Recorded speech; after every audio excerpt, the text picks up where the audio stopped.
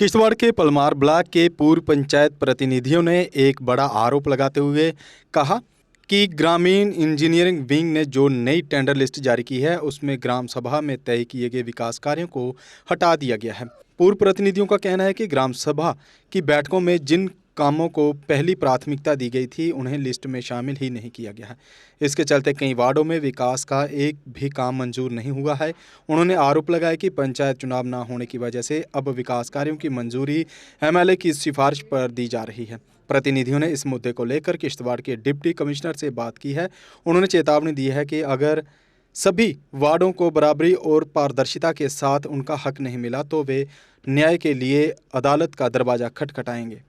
हम डीसी साहब के पास गए थे। पलमार जो पीआरआई प्लान और डीडीसी प्लान बना था उसके मुतालिक इन्होंने क्या किया है, ग्राम सभाएं हुई बाज़ाब्ता पलमार में, हर पंचायत में ग्राम सभाएं हुई, लेकिन जो प्लान बना है वो ग्राम सभा का एक भी काम नहीं।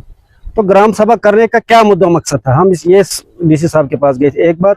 दूसरी बात ये कि इन्होंने एक कम्युनिटी को बिल्कुल ही इग्नोर किया है। मैं आपको यहाँ बता देता हूँ, हमारे पास ये है जो एमएलए साहिबा की तरफ से आया है प्लान, जो कि डिपार्टमेंट बोलता है ये जी हमें एमएलए साहिबा की तरफ से प्लान है। इसमें है पहला काम वार्ड नंबर 6 की मैं बात करूंगा, जो हमारा वार्ड नंबर 6 है लवर पलमार ए में। यहाँ पर 3 लाख रुपया है। वार्ड नंबर 6 यहाँ पर 3 लाख रुपया है। वार्ड नंबर 6 1.5 लाख रुपया है। वार्ड नंबर 6 5 लाख रुपया है। वार्ड नंबर 6 5 लाख रुपया है। यानी कि टोटल एक ही वार्ड में 18 लाख रुपए मिले। जबकि लवर पलमार ए में ward number 3, ward number 4, ward number 2, ward number 7 कुछ भी काम नहीं मिला, एक पैसे का काम भी नहीं मिला है। इसी तरह हमारे पास अपर पंचायत है जहां पर 11 वार्ड है। 11 वार्ड में सिर्फ 3 वार्डों को टच किया है, 8 वार्ड टोटल इग्नोर किए गए, क्योंकि 8 वार्ड शायद उनके वोटर नहीं होंगे, उनको कोई भी काम नहीं दिया गया। तो हम गवर्नमेंट से अपील करना चाहते हैं कि पीआरआई प्लान, खास करके जो पीआरआई प्लान है, जो हमारे मैं डीडी से रहा हूँ, हमारे दौर में भी पीआरआई प्लान बनता था, लेकिन हमने कभी इंटरफेयर नहीं किया उसमें, क्योंकि बाज़ाब्ता ग्राम सभा होती थी, हर वार्ड में काम मिलता था।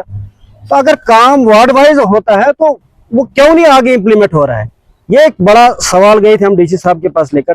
तो डीसी साहब ने एक ऑर्डर वहां से दिखा दिया कि हमें ये कहा गया कि आप जी जितना भी प्लान बनाओगे आप जी बाद में एमएलए साहब से वेट करोगे।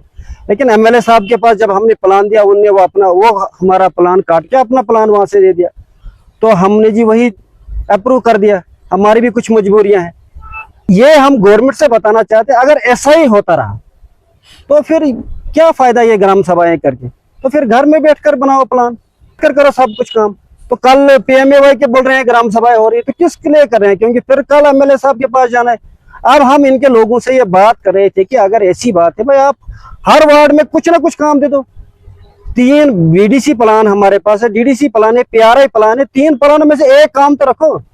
अगर 4 करोड़ रुपया इस वक्त पलमार में है, 4 करोड़ में से टोटल हमारे पास शायद 7 चौके 28 32 36 वार्ड है। 36 वार्डों में से तो शायद 18 या 20 वार्ड तो इग्नोर किए गए, सिर्फ 15 या 16 वार्डों में काम दिया गया है। तो ऐसा नहीं होता ना, वो एमएलए तो सबके हैं, एमएलए सिर्फ एक पार्टी की नहीं है। तो ये इस सिलसिले में आज हम डीसी साहब के पास आए थे, तो यही हमारा मुद्दा। हाँ, ये बात भी हमने की, डिपार्टमेंट से मिलकर भी बात की। डिपार्टमेंट ने पहले तो डिपार्टमेंट हमें प्लान नहीं दिया इतने दिन। जब परसों ग्राम सभा थी वो पीएमएवाई की, तब जब शोर उठा उनने प्लान दिया। जब हमने देखा भाई ये तो काम जरूरत नहीं, हमें जो जहाँ भाई फ्लड आया है, जहाँ रास्ता नहीं है, जहाँ टाइल की जरूरत है, हमने तो वो काम रखे थे। तो वो काम कहाँ गए? तो उन्होंने कहा वो हमें पता नहीं, हमें जी प्लान दिया था डिपार्टमेंट को, डिपार्टमेंट ने मैडम से वेट कराया या किससे वेट कराया वो तो हम नहीं जाने, कि हम किसी को तो इल्जाम नहीं लगा सकते ऐसे। लेकिन उन्होंने जी ये प्लान दिया, अब यही प्लान सैंक्शन है, इसी के टेंडर हो, यही काम करने पड़ेगा। डीसी साहब ने कहा कि मैं जी आज ही गवर्नमेंट से बात करूंगा, मैं अपनी सेक्रेटरी से भी बात करूंगा। आप उन्होंने हमें एश्योर किया आप वेट कीजिए 10 तारीख तक, तो कुछ ना कुछ हल हम निकालेंगे। हम फिर गवर्नमेंट के पास जाएंगे या कहीं और, या फिर कोर्ट का दरवाजा खटखटाएंगे कि हमारे साथ इंसाफ किया जाए। भाई ये तो फिर तानाशाही हुई, फिर किस लिए जमहूरियत हिंदुस्तान में? जमहूरियत को तो गला घोंटा जा रहा है। जैसा कि आप जानते हैं, ये जो पीआरआई प्लान ग्राम सभा में पहले से बनता आया है, डीडीसी प्लान, बीडीसी प्लान जो भी आज तक बनता आया है, आज तक हमने इस किस्म का डिस्क्रिमिनेशन नहीं देखा। Discrimination on the basis of voters होता, एमएलए के द्वारा या किसी और के द्वारा तो चलता, ये discrimination on the base of religion है। क्यों? ऐसा नहीं होना चाहिए। अगर आज आप इस तरह करते हैं तो आगे आने वाली पीढ़ी में हमारा पलमार जो है वो हिंदू मुस्लिम भाईचारे के लिए आज तक बिल्कुल सही रहा है और हमारी मिसाल दी जाती है हिंदू मुस्लिम भाईचारे के लिए। लेकिन आज के इस प्लान से हम नहीं कहेंगे कि इससे हिंदू मुस्लिम भाईचारे में कोई फर्क पड़ेगा, लेकिन एक दिमाग, एक जहन तैयार किया जा रहा है कि अगर आप बीजेपी के साथ हैं तो आपका काम होगा, अगर आप हिंदू हैं तो आपका काम होगा। इस तरह की हम नहीं चाहते हैं अपने इलाके में। आज तक भी हमारे डीडीसी साहब यहाँ सामने हैं, इन्होंने प्लान दिया है, नेशनल कॉन्फ्रेंस की पार्टी से हैं, आप इनका प्लान चेक कीजिए। हर साल में दोनों कम्युनिटीज को इन्होंने बराबर करके हिस्सा दिया है अपने इसमें प्लान से। हमारी बीडीसी मैडम थी जो इन्हीं की पार्टी से थी, हिंदू थी, उन्होंने तो आज तक डिस्क्रिमिनेशन नहीं किया।